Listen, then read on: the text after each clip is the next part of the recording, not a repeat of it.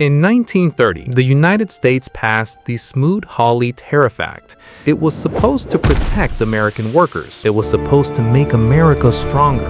It was supposed to put America first. Instead, it triggered a global trade collapse. World trade fell 66% in 3 years, and economists credit it as one of the key causes of the Great Depression. The people who passed it called it the greatest economic protection in American history. History called it the biggest economic mistake of the 20th century. Now, fast forward to 2025. Donald Trump announces the largest tariff increase in American history. The same language, the same promise, the same guarantee. And somewhere in the middle of all of it, you are quietly paying $1,500 more per year. Not because of inflation, not because of corporate greed, because of a math equation that nobody is explaining to you clearly. And today, I will. Section 1. What a tariff actually is. First, let us kill the biggest lie about tariffs. Politicians say, China is paying the tariffs. That is not how tariffs work. That has never been how tariffs work. Here's how a tariff actually works. An American company imports a product from China. The tariff is a tax paid by the American company at the US border. Not China, not the Chinese company, by the American importer. And what does the American company do with that extra cost?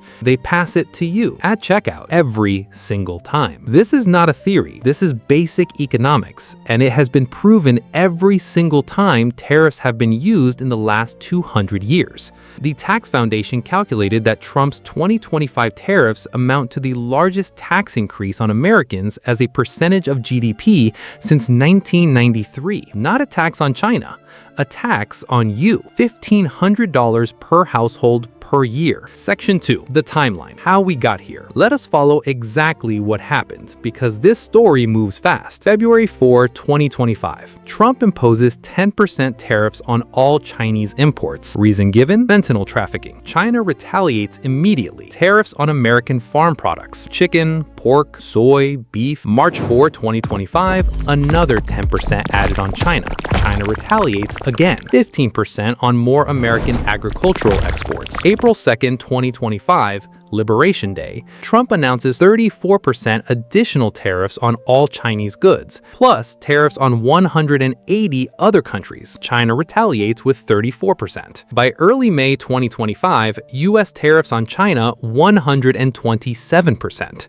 Chinese tariffs on U.S. goods, 147%. Two of the largest economies on Earth in a full-scale economic war. May 12, 2025, both sides blink. Emergency talks in Geneva. U.S. drops tariffs from 125% to 30%. China drops from 147% to 10%. Temporary peace. November 2025, deal extended 1 year, until November 2026. Right now, May 2026, tariffs still at 30 to 50% on China. The Supreme Court ruled in February 2026 that the president cannot use emergency powers to impose tariffs indefinitely. The legal battle continues, the tariffs continue, and you are still paying $1,500 per year. Section 3. The math nobody is showing you. Now, the numbers. America imports approximately $430 billion of goods from China annually. Everything. iPhones, laptops, clothes, furniture, children's toys,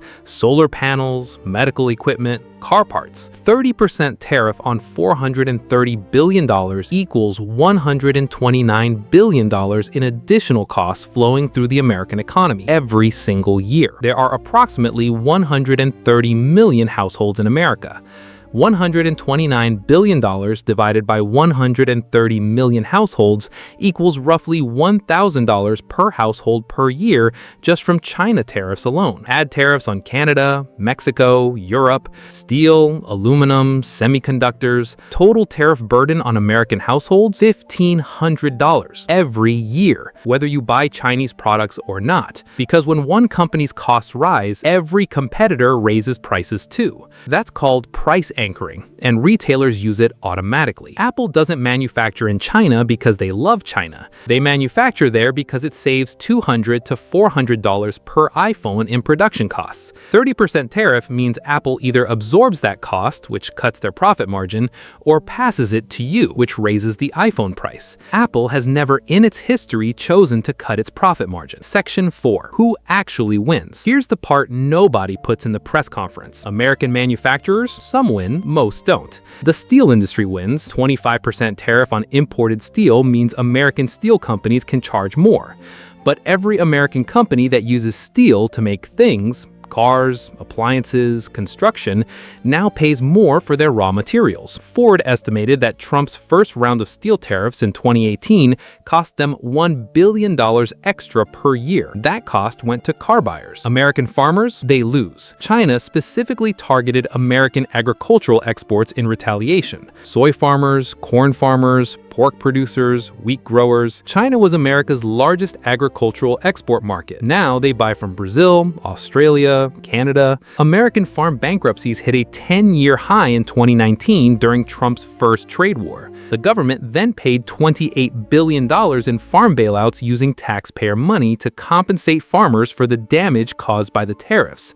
So, Americans paid the tariff tax, then paid again in bailouts. Twice. Wall Street markets hate uncertainty. The S&P 500 dropped nearly 20% between February and April 2025 as tariffs escalated.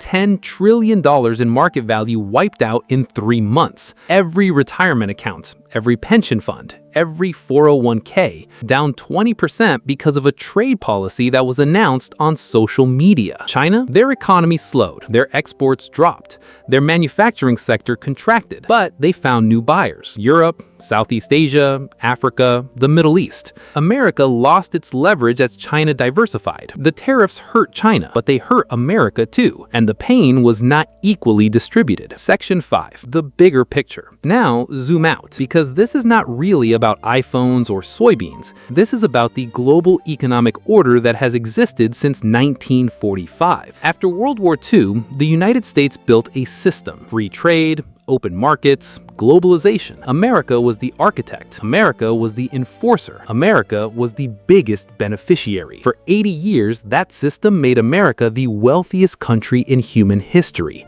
The US dollar became the world's reserve currency because everyone trusted the American-led trading system. And now, America is dismantling the system it built. Ray Dalio, founder of Bridgewater, the world's largest hedge fund, said this in 2025. "We are watching the breakdown of the world order that has existed since World War II, and nobody fully understands what comes after. When the world's reserve currency country starts using tariffs as weapons, the countries holding US dollars start asking a question. Should we keep holding dollars? Japan, China, Saudi Arabia, between them, they hold over $3 trillion in US Treasury bonds. If they start selling, US interest rates rise, mortgage rates rise, corporate borrowing costs rise, the economy slows. The $1,500 you are paying today could be the cheap part of this story. So here's where we land. Tariffs are not inherently evil.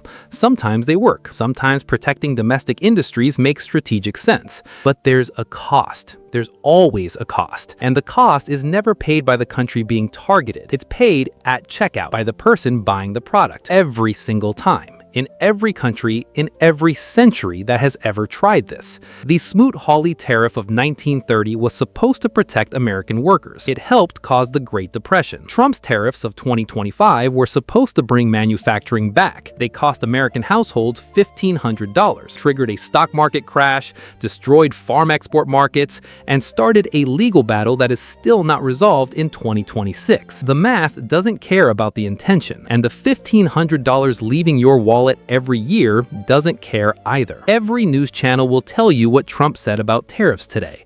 They'll show you the press conference, the announcement, the reaction. This channel will show you what it costs, in dollars, in data, in history, because the most important number in any economic policy is never the one in the headline. It's the one on your receipt. If you want the math behind the news, hit subscribe, because in a world full of announcements, the numbers are the only thing that never lie.